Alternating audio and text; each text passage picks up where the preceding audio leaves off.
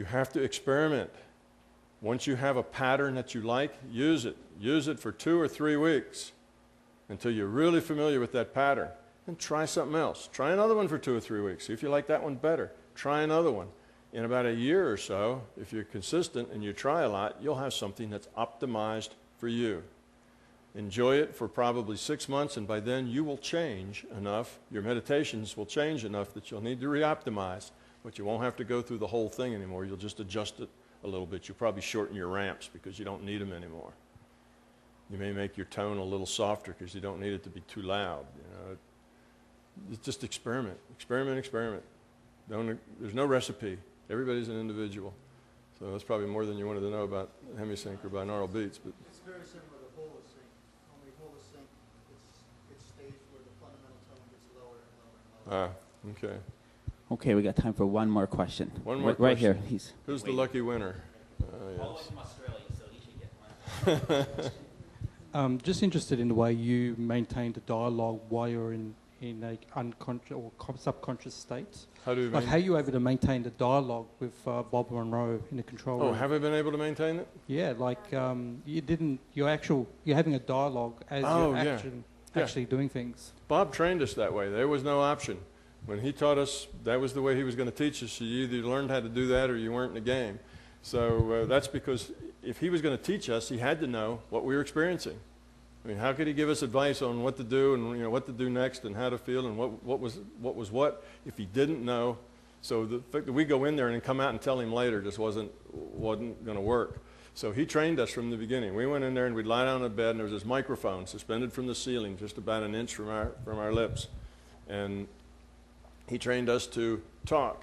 Now, some people did it differently. The way I did it is I kind of, what do we call it? I'd go and do my interaction with a being.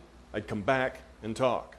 I'd go out and interact, come back and talk. So for me, it was going back and forth. Others didn't feel like it was so much going back and forth as they were just talking while they were there.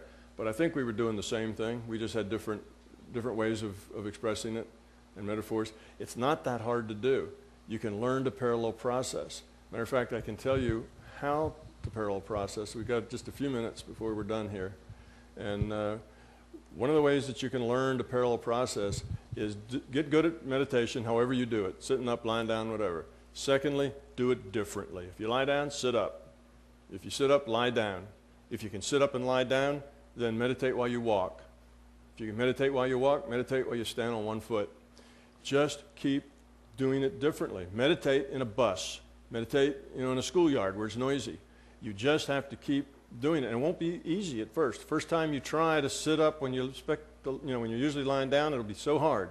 Just keep at it, keep at it. Pretty soon you can meditate in any kind of noise, any kind of environment, and when you can do that, you'll find that it gets very easy to parallel process. You can do several things at once because basically you can manipulate the different reality frames. You learn to do that.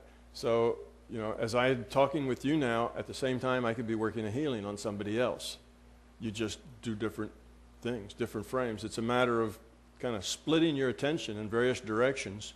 Now this is something, I said the guys were better at seeing pictures than the girls.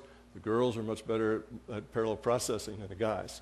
This is something that's more natural to females, so they do that more easily. But we can learn to do it too if we work at it.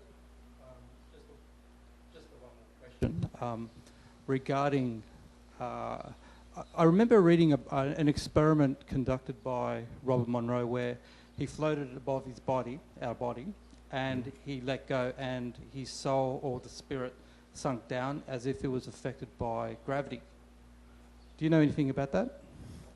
No, there's no gravitational attraction to an out-of-body thing. No, I remember that would just be a belief or a metaphor. Yeah.